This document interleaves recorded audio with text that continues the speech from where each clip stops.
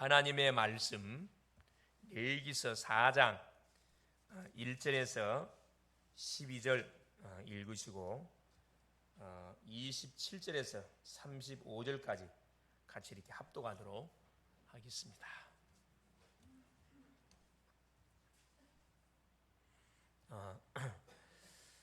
그 내용을 잘 이렇게 여러분 보시면서 읽었으면 좋겠습니다. 여호와께서 모세에게 말씀하여 이르시되 이스라엘 자손에게 말하여 이르라.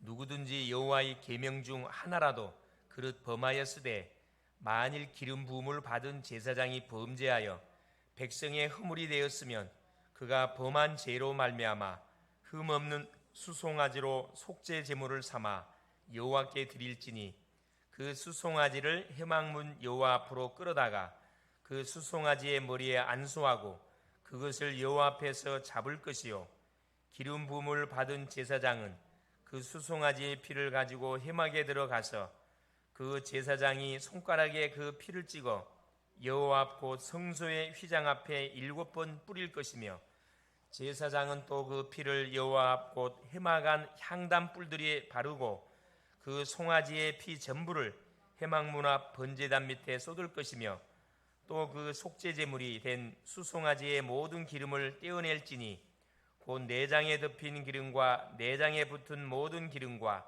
두 콩팥과 그 위에 기름 곧 허리 쪽에 있는 것과 간에 덮인 끝풀을 콩팥과 함께 떼어내되 화목제 제물의 소액에서 떼어낸 같이 할 것이요 제사장은 그것을 번제단 위에서 불사를 것이며 그 수송아지의 가죽과 그 모든 고기와 그것의 머리와 정강이와 내장과 똥 곧 그 수송아지의 전체를 진영 바깥 재버리는 곳인 정결한 곳으로 가져다가 불로 나무 위에서 사르되 곧 재버리는 곳에서 불사를 지니라. 우리 27절 만일 평민의 한 사람이 여호와의 계명 중 하나라도 부지 중에 범하여 허물이 있었는데 그가 범한 죄를 누가 그에게 깨우쳐 주면 그는 흠없는 암염소를 굽고 와서 그 범한 죄로 말미암아 그것을 예물로 삼아 그 속죄 제물의 머리에 안수하고 그 제물을 번제물을 잡는 곳에서 잡을 것이요 제사장은 손가락으로 그 피를 찍어 번제단 뿔들에 바르고 그 피 전부를 제단 밑에 쏟고 그 모든 기름을 화목제물의 기름을 떼어낸 것 같이 떼어내 제단 위에서 불살라 여호와께 향기롭게 할지니 제사장이 그를 위하여 속죄한즉 그가 사함을 받으리라. 그가 만일 어린 양을 속죄제물로 가져오려거든 흠없는 암컷을 끌어다가 그 속죄제 제물의 머리에 안수하고 번제물을 잡는 곳에서 속죄제물로 잡을 것이요 제사장은 그 속죄제물의 피를 손가락으로 찍어 번제단 뿔들에 바르고 그 피는 전부 제단 밑에 쏟고 그 모든 기름을 화목제 어린 양의 기름을 떼어낸 것 같이 떼어내어 제단이 여호와의 화제물 위에서 불사를 지니 이같이 제사장이 그가 범한 죄에 대하여 그를 위하여 속죄한즉 그가 사함을 받으리라. 아멘. 주는 살아계신 할렐루야.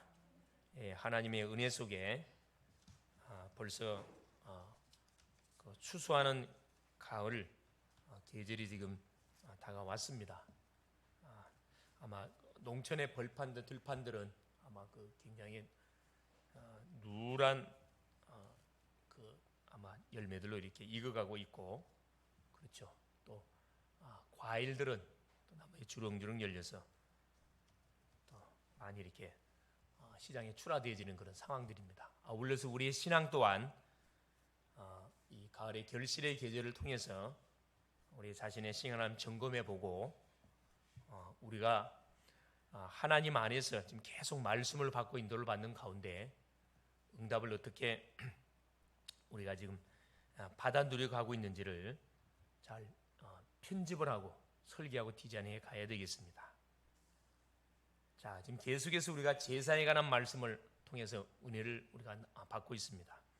여러분이 레위기 말씀을 읽다 보면 잘못하면은 중요한 그런 사실을 놓칠 수가 있는데 여러분이 잘 말씀 한 구절들을 잘 이렇게 되새김질하면서 말씀을 들으시면은 아마 마침표 여러분이 궁금했던 부분들에 대해서 아마 확인되고 마침표가 아마 분명히 찍어질 겁니다. 오늘 또 하나님께서는 특별히 오늘의 제목 성도가 회복하고 누릴 속죄제에 대해서, 속죄제사에 대해서 지금 우리가 말씀을 주고 있습니다. 인간이 세상을 살아가는 가운데 가장 큰 문제가 무엇이라고 생각합니까? 또 해결해야 할 가장 시급한 문제가 무엇이라고 생각을 하십니까? 아마 이런 질문을 던지면 사람마다 각기 다른 대답을 할 수 있을 것입니다. 어떤 분들은 취업을 눈앞에 두고 있는 우리 청년들은 취업, 결혼을 눈앞에 두고 있는 청년들은 결혼, 그죠? 또 편입을 눈앞에 두고 있는 친구들은 또 편입, 또 물질 문제로 어려움 당하는 심령들에게는 아마 물질에 관한 부분 들고 나오겠죠. 그러나 이러한 모든 문제의 가장 근원에는 뭐가 깔려 있냐? 성경은 분명하게 말씀합니다. 바로 인간의 가장 큰 문제, 가장 해결해야 할 시급한 문제가 바로 죄 문제인 것을 말씀합니다. 무슨 죄입니까? 하나님의 말씀을 불순종한 죄입니다. 원래 우리 인생은 그렇죠? 하나님의 형상으로 지음받은 최고의 걸작품, 마스터피스로 창조받은 존재들입니다. 그런데 하나님의 말씀을 불순종함을 통해 가지고 결국 하나님과 뭐가 원수가 된 거죠. 그래서 하나님을 우리가 떠나게 된 겁니다. 그래서 모든 인간에게 사망이 언도되게 된 거예요. 로마서 6장 23절 죄의 삭은 사망이다. 하나님의 말씀을 불순종한 순간부터 우리 인간은 사망 언도를 받고 하나님을 떠나서 죄에 묶인 인생이 된 겁니다. 결국 조종자가 누구냐? 사탄에게 결국 잡히게 된 거예요. 요한복음 8장 44절 너희 아비 마귀다. 이것이 우리 인간이 해결해야 할 가장 큰 문제고 가장 시급한 문제입니다. 그렇다면 아마 이런 반문을 할 수 있겠죠. 우리가 지은 죄를 해결하면 되지 않겠습니까? 그러나 우리가 지은 죄는 우리 인간의 방법을 통해서는 해결할 수가 없습니다. 왜 그렇죠? 이것은 반드시 무엇과 연관되어 있냐? 자, 우리 조상 때부터 내려온 죄예요. 내 개인의 문제가 아니고 조상 때부터 흘러내려왔던 죄. 출애굽기 20장 3절 4절 5절에 우상 숭배하는 자녀 3, 4대 하나님이 뭐 하겠다? 완전히 쓸어버리겠다 그랬거든요. 내가 모르는 우리 조상들이 계속 하나님을 떠나서 하나님을 대적하는 귀신을 섬기는 우상 숭배의 결과로 영적 심각한 문제가 계속 지금 쌓여져 가고 있는 거죠. 그러는 가운데 나라는 사람이 출생하게 된 거거든요. 빠져나올 수 없어요. 자, 이것은 태어나면서 가지고 온 또 원죄 문제와 바로 직결되어 있습니다. 창세기 3장의 문제라. 그렇죠? 그래서 이것을 알고 답을 찾아 헤매는 사람들이 누구냐? 종교인들입니다. 어떻게 보면은 거의 거짓말하고 있는 거죠. 참된 해답이 아닌데 해답인 마냥으로 뭐하고 있는 거예요? 누구 믿어라. 그래서 절간을 믿고, 그렇죠? 어디를 다니고 점집을 가고, 그죠? 구슬하고 철학관을 다니고, 그다 거짓말하고 있는 거예요. 답이 되지 않습니다. 또 문제 자체도 인식하지 못하고 사는 인생들은 더 많아요. 지금은 심각한 문제가 많이 있는데 이게 문제인지도 알지 못하고, 왜? 눈에 보이지 않기 때문에. 영적으로 무지한 인생들입니다. 그래서 뭐가 필요하죠? 반드시 이 사실을 알려주는 누가? 전도자가 필요하다는 거예요. 자신이 지금 무너져가고 있고 자신의 집안이, 가문이, 자녀들이 계속 망해가고 있는데, 자기 부모들이 무너져가고 있는데 전혀 영적 감각 없이 보이는 것만 의식한 채 살아가는 인생들이 참 우리 주변에 많습니다. 전도해 보면은 답답한 인생 너무 많죠. 그게 나하고 무슨 상관이? 나는 죄진 거 없다고 얘기하는 사람들 많거든요. 그래서 오늘 우리 본문의 이 속죄의 죄를 통해서 하나님은 반드시 우리에게 아마 해답을 허락해 주실 겁니다. 답을 찾는 복된 시간 될 수 있기를 그리스도의 이름으로 축원을 드립니다. 첫 번째입니다. 자, 우리 인간에게 닥쳐오는 이 제약의 문제를 근본 해결책이 아닌 인간의 방법들을 인간들이 동원하고 있습니다. 그게 뭡니까? 노력하면 된다고 대부분 생각하고 열심히 사는 사람들은 많습니다. 여러분, 우리가 열심히 노력한다고 우리에게 와 있는 제약의 문제, 이걸 해결할 수 있을 것 같습니까? 죄는 보이는 문제가 아니에요. 하나님과 이미 관계가 단절된 문제이기 때문에, 이 문제는 모든 문제가 파고 들어왔기 때문에 이걸 노력으로 해결되는 게 아닙니다. 사도행전 27장 그렇죠, 9절에서 25절 말씀을 보니까 그 내용이 나옵니다. 사도 바울이 제수의 몸으로 로마의 누구에게, 가이사에게 이제 상소를 해가지고 재판을 받기 위해서 갑니다. 바울과 제수 몇 사람을 이 백부장에게 하나님 붙여가지고 로마로 압송되어 가는데, 바울이 뭐라 이야기합니까? 백부장이 이야기하거든요. 지금은 항해를 안 하는 것이 좋겠다. 만일에 하게 되지면 하물들과 많은 배뿐만 아니라 사람의 목숨까지도 이태로울 것 같다. 항해 안 했으면 좋겠다. 근데 백부장이 누구 말을 듣냐면 선장과 선주의 말을 더 믿더라. 성경 10절에 이렇게 기록이 되어 있습니다. 당연히 보세요. 제수의 말을 들을 리가 없겠죠. 바울은 제수입니다. 경험이 많은 선장의 말을 들을 수밖에 없고, 배 주인 선주의 말을 백부장 입장에서 들을 수밖에 없잖아요. 그게 세상적인 원리잖아요. 그냥 아니나 다를까 출항을 해서 항해를 하는데 처음에 순풍이 싹, 13절에 보니까 순풍이 싹 돌아요. 그럼 얼마 가지 안에서 유라 굴루라는 광풍을 만나게 됩니다. 전도자의 말을 무시하게 되면 반드시 문제를 당하게 되어 있습니다. 하나님은 분명히 강단을 통해서 말씀을 주시는데 그 말씀대로 행하지 않고 내 방법대로 해가게 되어지면, 사람 말을 듣고 행하게 되어지면 틀림없이 뭐가 터진다? 그럼 문제 터집니다. 그래, 죽을 고생을 하잖아요. 바울이 그들에게 위로의 말을 합니다. 너희들이 출발하기 전에 내 말을 들었었으면 좋을 뻔 봤는데 이제 어쩔 수가 없다. 그래, 내가 섬기는 하나님께서 어제 밤에 천사를 보내가지고 바울아 두려워하지 말라. 네가 가이사 앞에 서야 하리라. 한 사람도 생명은 상하지 않겠다고 말씀을 했다. 배만 박살나겠다 그랬다. 나는 그 하나님을 믿는다 이야기했거든. 인간의 노력으로 닥치는 풍랑, 재앙 막을 수 있나요? 손 하나 댈 수 없어요. 그 사공들이 뭐합니까? 그 태풍 가운데서 막 몰아치니까 배에 있는 짐을 다 내버렸다니까. 음식을 다 버렸어요. 왜? 배를 가볍게 해야 되니까 다 내버렸다니까. 그래도 파도가 잠잠해집니까? 더 막 광풍이 몰아치는데, 이게 뭐냐 하면은 제2 세력 속에 묶여있는 우리 인생은 계속 우한질고 재앙을 받을 수밖에 없는데, 이걸 인간의 노력을 통해서 막는다고? 얼마나 어리석은 방법입니까? 이게 인본주의거든요. 두 번째, 열심입니다. 특별히 우리나라 사람들 얼마나 열심히 잘합니까? 열심히 특심인 민족이 이 대한민국 국민들이거든요. 요한복음 3장 1절에서 8절까지 그 내용을 보면은 니고데모라는 누가 인생이 나옵니다. 유대인의 관원이요, 70인 공회의원이요, 이스라엘의 선생이라 그랬습니다. 우리식으로 말하면 세상적으로 성공한 인물, 경제적으로도 명예적으로도 성공한 인물, 성경을 가르치는 이스라엘 선생이라니까.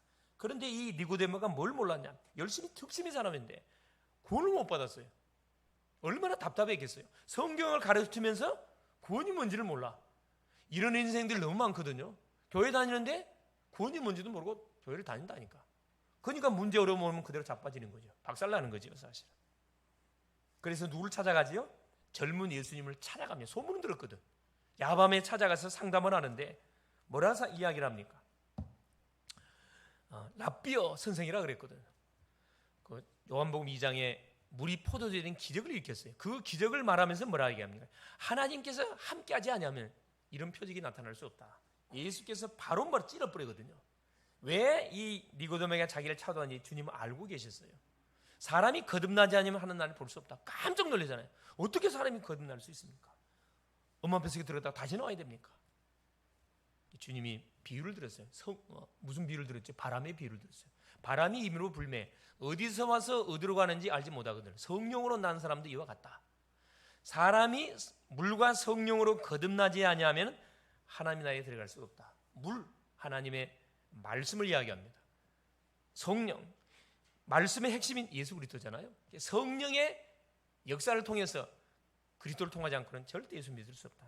열심히 낸다고 믿어지는 게 아니라는 것을 말씀하거든요. 그래서 인생의 답을 얻어버리잖아요. 철학으로 닥친 제약의 문제 해결할 수 있나요? 공부 많이 한다고? 골로새서 2장 8절 세상의 철학과 헛된 속임수로 너희를 사로잡을까 주의하라. 이것은 사람의 전통과 세상 초등학문을 좇으며 그리스도를 좇으며 아니라 그랬거든요. 공부 많이 하면 사람이 어떻게 힘듭니다. 돌아요. 수많은 철학자들 중에 정신 돌아서 가는 사람들은 많거든. 쇼펜하워, 니체, 하나님은 죽었다. 니체 정신 돌아 죽었잖아요. 여러분 하나님을 대적하면 정상적으로 살 수가 없어요. 비참한 최후를 맞이하게 됩니다. 그래서 공산주의 봐보세요. 처참하게 무너져 가고 있잖아요. 여러분 선행 전도서 7장 20절에 죄를 짓지 않은 선인은 이 세상에 아무도 없다 그랬거든요. 로마서 3장 10절 의인은 없나니 하나도 없고 한 사람도 뭐가요? 우리에게 닥친 제약의 문제를 풀 수 있는 인생 아무도 없어요. 죄를 짓지 않는 인생 아무도 없다고 성경은 딱 결론을 지었다니까. 그러면 마지막으로 쓰는 거, 이 인생들이 안 되면 마지막으로 찾는 것이 종교거든요. 그게 사도행전 4장 12절 다른 이로서는 구원을 얻을 수 없나니 천하 인간의 구원을 얻을 만한 다른 이는 우리에게 준 적이 없다. 그렇습니다. 우리 인간이 사는 세상 속에 하나님이 구원자가 없다는 거예요. 그래서 대부분 종교를 가지는 사람들 중에 보면 보세요. 불건전 신비주의로 빠진 인생들이 많습니다. 듣고 보고 뭔가를 막 체험하려고 그래. 이게 위험한 거거든요. 당연히 하나님은 살아계시기 때문에 하나님이 신비하신 분 맞아요. 체험도 일어나고 그렇죠? 환상도 보고 환청도 들릴 수 있습니다. 하나님의 음성 들릴 수 있어요. 가장 중요한 건 뭐죠? 가장 핵심 복음을 모르고 이렇게 기도 속에 들어가면은 반드시 뭐가요? 신비주의 속에 빠질 수 있어요. 어떤 사람 미신, 하나님 미신적으로 믿어. 굿, 점술, 역술 하다 안 되니까 마지막으로 빠진 거 이단이거든요. 여러분 이단은 그냥 빠진 게 여러분 갈급한 심령들에게 답을 안 주니까 결국 마지막으로 가는 곳이 이단으로 가게 돼 있습니다. 그래서 신천지 쪽에 빠지고 하나님의 교회 속에 빠져버리는 거예요. 그 내용이 뭔지도 알지 못한 채 그게 진리 마냥으로. 이게 종교의 위험성이거든요. 자, 3단체입니다.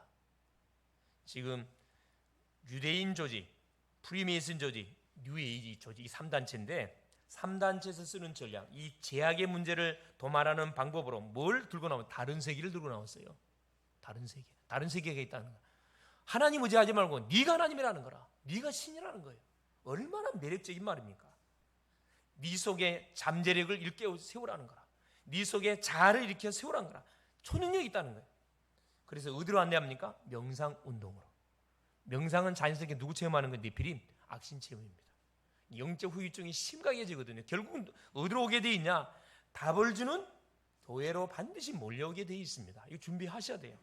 그래서 우리 인간에게 닥친 제약의 문제, 이 하나님을 떠난 문제, 사단 문제는 인간의 그 어떤 방법을 통해서도 해결할 수가 없으면 이 결론이 났습니다. 근데 해결책이 있는 마냥으로 바로 거짓말하는 것이 종교들이라니까. 그게 불교요, 그게 천주교요, 그게 뭡니까? 모든 이단들이에요. 두 번째입니다. 그래서 하나님께서 우리에게 뭘 열어준 겁니까? 속죄 제사를 우리 가운데 허락해 준 겁니다. 속죄제. 이래 레위기 4장 1절에서 35절까지 읽었는데, 자, 이 뭐라고 기록되어 있냐?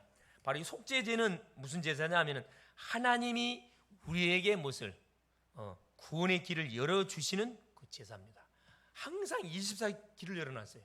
하나님을 만날 수 있는 길, 내 문제를 해결받을 수 있는 길을 열어놨다니까. 이게 바로 복음입니다. 속죄 제사는 바로 복음이에요.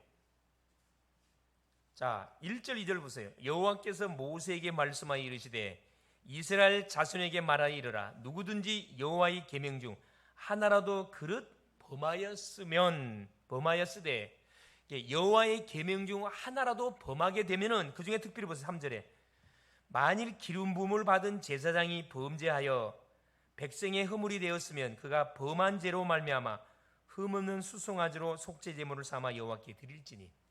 자, 한마디로 말하면 부지 중에 짓는 죄를 이야기합니다. 여러분, 우리가 부지 중에 짓는 죄 중에서 내가 아는 죄가 있고 모르고 짓는 죄가 있거든. 이걸 다 포함해서 속죄 죄를 드리라고 하나님께서 말씀하고 있는 거예요. 이게 왜 이리 중요하지요? 그렇습니다. 여러분, 바늘도둑이 뭐가 돼요? 소도둑 된다. 여러분, 죄를 그냥 쉽게 생각하면 안 됩니다. 대부분 사람들이 거짓말 잘하고, 이 거짓말 잘하는 사람 특징은 그러니까 거짓말 밥 먹듯이 해요. 그것이 쌓이면 사단이 잡혀본다니까. 조그만 죄가 어떻게 돼요? 이게 나중은 살인까지 간다니까. 이게 무서운 거예요. 이게 이 죄란 것은 뭐. 그래서 에베소서 4장 27절에 마귀로 틈타지 못하게 하라. 틈 주지 말라는 거예요. 마귀가 쓰는 무기가 죄거든. 조그만 죄에 대해서는 별 관심 없게 만들어가지고 뭐 우리를 완전히 집어삼켜버립니다. 그래서 하나님은 아예 부지 중에 짓는 죄라 할지라도 뭐해라, 그걸 반드시 주 앞에 들고 나와서 속함을 받으라는 거예요. 얼마나 감사합니까? 이게 사탄의 모든 공격 루트들을 미리미리 뭐라는 거예요? 예방하라는 겁니다. 해결받으라는 거예요. 만일에 제사장이 부지 중에 죄를 범했을 경우에 뭘 들고 나와라? 흠없는 수송아지. 이게 3절에서 12절까지 내용이에요. 아까 읽었죠? 4절에 그 수송아지를, 자 3절에 만일 기름 부음을 받은 제사장이 범죄하여 백성의 허물이 되었으면 그가 범한 죄로 말미암아 흠없는 수송아지로 속죄 제물을 삼아 여호와께 드릴지니 그 수송아지를 회막문 여호와 앞으로 끌어다가, 그렇죠, 안수하고 잡는 거지요. 온 회중이 범죄했을 때 13절입니다. 만일 이스라엘 온 회중이 여호와의 계명 중에 하나라도 부지 중에 범하여 허물이 있으나 스스로 깨닫지 못하다가 그 범한 죄를 깨달으면 회중은 이름한 수송아지, 흠없는 수송아지. 자 22절에 보세요. 만일 족장이 그의 하나님 여호와의 계명 중에 하나라도 부지 중에 범하여 허물이 있는데, 족장이 범했을 때, 자 저 27절 보세요. 만일 평민의 한 사람이 여호와의 계명 중에 하나라도 부지 중에 범하여 허물이 있었는데, 다 특징이 뭡니까? 다 흠없는 수송아지, 흠없는 수염소, 흠없는 암염소. 결국 뭡니까? 흠이 있는 짐승은 안 돼요. 우리가 범죄하는 순간에, 자 인간의 방법으로 왜 우리 죄악의 문제가 해결 안 됩니까? 우린 다 죄인이거든. 우린 다 아담의 후손입니다. 아담의 후손이 와가지고 우리 인간이 지은 죄는 도말이 되지 않습니다. 반드시 누가 와야 돼요? 죄 없는 사람이 와야 되는데 이 세상에 죄 없는 사람 있나요? 없잖아요.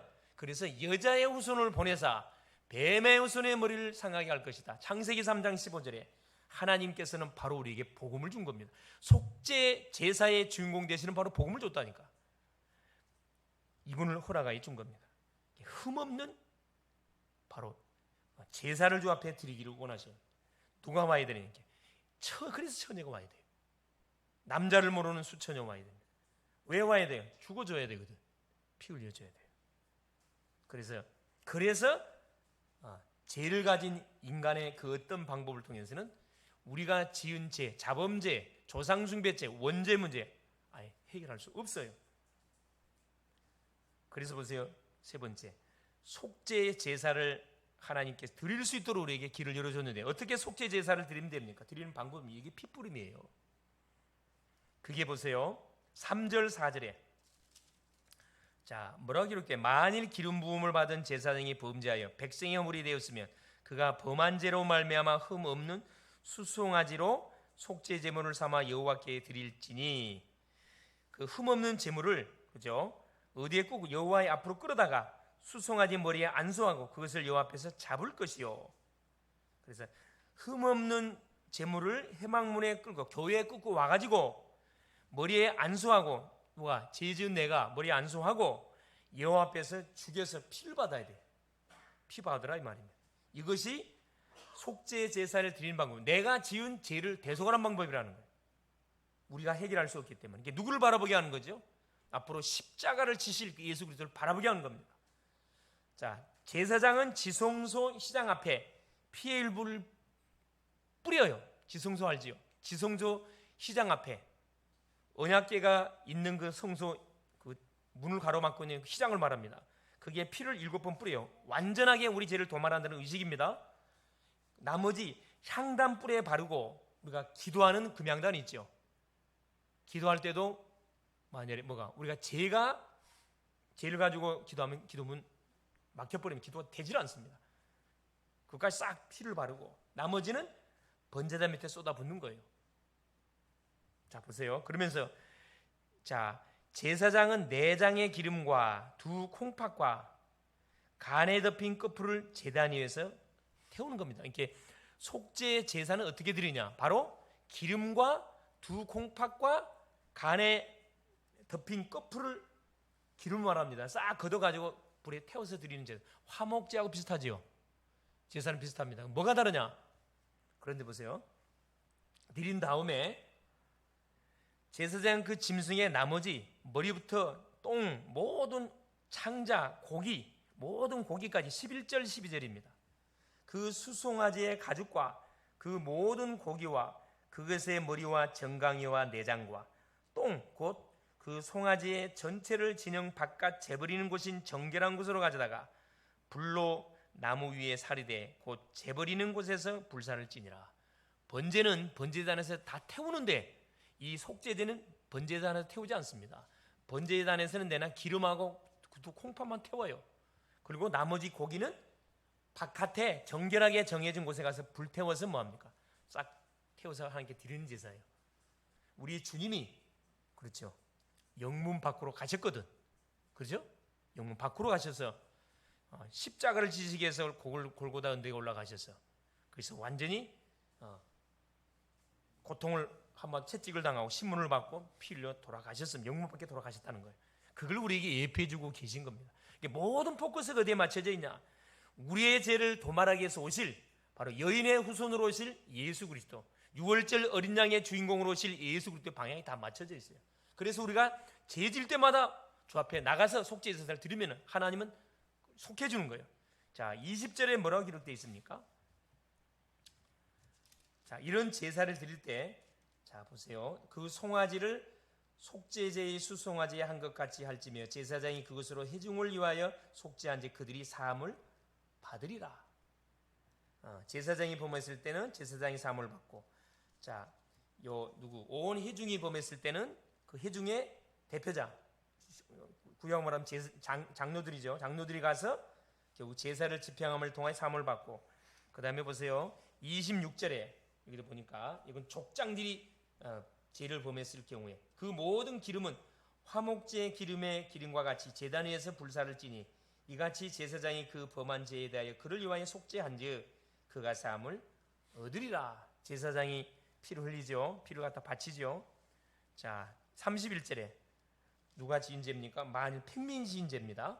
그 모든 기름을 화목제물의 기름을 떼어낸 것 같이 떼어내 제단 위에서 불살라 여호와께 향기롭게 할지니 제사장이 그를 위하여 속죄한즉 그가 사함을 받으리라. 36절에 그 모든 기름을 화목제 어린 양의 기름을 떼낸 것 같이 떼내어 제단이 여호와의 화제의 물 위에서 불사를 지니 이같이 제사장이 그가 범한 죄에 대하여 그를 위하여 속죄한지 그가 사함을 받으리라. 요한일서 1장 9절에 우리가 만일 우리 죄를 자복하면 저는 미쁘시고 의로우사 우리 죄를 사하시며 우리를 모든 불의에서 깨끗게 해주실 것이다. 내가 죄인이라는 사실을 인정하는 순간에 그렇죠? 내가 용서함을 받을 수 있는 그런 기회가 우리에게 주어지는 겁니다. 내가 죄인이라는 사실이 인정 안 되면은 그 사람은 용서받을 수가 없어요. 용서받을 수 없습니다. 그래서 결론이 뭐냐? 인간이 지은 죄 문제는 인간 스스로 해결할 수가 없다는 거예요. 그래서 하나님이 우리에게 구원의 길을 열어주신 겁니다. 그래서 여자의 후손을 보내주겠다고 약속한 거예요. 창세기 3장 15절 아담이 범죄하자마자 여자의 후손을 보내서 뱀의 후손의 머리를 상할 것이다. 그런데 반드시 무슨 모습으로 와요? 처녀 모습으로 와야 돼요. 이사야 7장 14절에 처녀가 잉태하여 아들 낳을 그 이름을 임마누엘. 왜 처녀 모습으로 와야 됩니까? 그래야 죄가 없어요. 처녀 모습 보지 않고 아줌마의 몸을 통해 태어났다. 그건 자격이 안 돼요. 십자가를 반드시 져야 됩니다. 이사야 53장 5절 그가 찔리면 우리의 허물을 인하며 그가 상함은 우리의 죄악을 인함이라. 그가 징계를 받음으로 우리가 평안을 누리고 채찍에 맞음으로 우리가 나음을 입었다. 이 여자의 후손은 죽어주기 위해서 오시는 거예요. 우리가 지은 죄를 대속하기 위해서 죽어주기 위해서 오셨다니까. 마가복음 10장 45절 인자가 온 것은 섬김을 받기 위해서 온 것이 아니고 섬기려 하고 많은 사람의 대속 제물이 되기 위해서 오셨느니라. 대속제물이 되셨잖아요. 요한복음 19장 30 십자가에 달리사 보혈의 피를 다 쏟으시고, 그러죠? 어디에? 그래요. 가슴에 창자국을 당하시고 물과 피를 쏟으신 다음에 내가 다 이루었다 하고 하나님 품으로 갔습니다. 우리 인생의 모든 저주, 제약, 사탄의 권세, 지옥 권세를 한 목에 대신 짊어지 끝을 냈단 말이거든요. 반드시 이분은 죽었다가 3일 만에 살아나셔야 돼요. 고린도전서 10장, 15장, 3절, 4절. 죽었다가 3일 만에 살아나야 된다 그래요. 살아나셨잖아요. 약속대로 뭐가 돼? 다 성취돼 버렸어요. 성령으로 임해야 된다. 사도행전 2장 1절에 오순절 날이 임의름에 불과 바람 같은 성령이 마가다락방에 임해버렸거든. 그 예수 이름을 붙잡고 기도하는 그 현장에 임해버렸다니까. 지금도 마찬가지예요. 요한복음 14장 16절 17절 예수 믿는 자 속에 성령으로 내주하셔서 우리와 동행하고 우리의 삶을 완벽하게 인도하는 이 사실을 다 이루셨어요. 이것을 알고 믿을 때 뭐 하는 겁니까? 구원받습니다. 안타깝지만 이 사실을 정확하게 모르고 예수 믿는 사람 많아요. 얼마나 사실 감사할 일입니까? 이걸 모르고 믿으면 사단의 공격 계속 받습니다. 알고 믿으면 공격한들 내가 속지 않지요. 백전백승하게 되어 있습니다. 그래, 지금 남은 것은 뭐냐? 나를 통해서 지역과 민족과 세계를 복음하는 거예요. 나를 통해서 우리 가정을 복음하는 거고, 나를 통해서 우리 학교를, 직장을, 산업 현장을, 지역 현장을 복음하는 겁니다. 사도행전 1장 8절 오직 성령이 너희에게 임하시면 너희가 권능을 받고 예루살렘과 온 유대와 사마리아 땅끝까지 내 증인 되리라 약속했거든요. 그래서 말씀의 흐름을 우리가 놓치지 말아야 됩니다. 그래서 예배를 놓치면 그대로 영적 상태 그대로 자빠집니다. 여기 안 보이는 사람 많잖아요. 예배의 흐름을 놓쳐버리면 감각이 없어져. 처져 버립니다. 한 번 빠지면 두 번, 세 번 계속 처지게 돼 있어요. 그 회복하려면 어떻게 돼요? 영적 싸움 해야 되겠죠. 영적 싸움입니다. 주님이 재림하시는 그날까지 사탄에게 우리가 틈 주면 안 돼요. 계속 신앙 고백하고 말씀 묵상하고 나에게 와 있는 신분 권세, 내가 그리스도님을 선포하면 보호자의 축복으로 시공간을 초월하는 놀란 이 성령과 하늘 군대 천사를 파송해서 다친 모든 문들을 여신이 어느 정도 빛의 속도로 역사해 버린다. 승리할 수 있기를 그리스도의 이름으로 축원을 드립니다. 살아계신 하나님 감사드립니다. 속죄제를 통하여 하나님을 만나게 하신 우리 주님을 찬양합니다. 그리스도로 순간순간 응답을 가로막는 제2 세력을 끊어버리게 하여 주옵소서. 마귀로 틈을 타지 못하게 하시고 말씀의 흐름을 놓치지 않는 한 주간 되게 하여 주옵소서. 기도의 축복을 누리게 하시고 구원을 받고서도 제2 세력에 잡혀 실망하는 인생들에게 정확한 복음으로 답을 주는 한 주간 되게 하옵소서. 그리스도 되신 예수님의 이름으로 기도드리옵나이다. 아멘.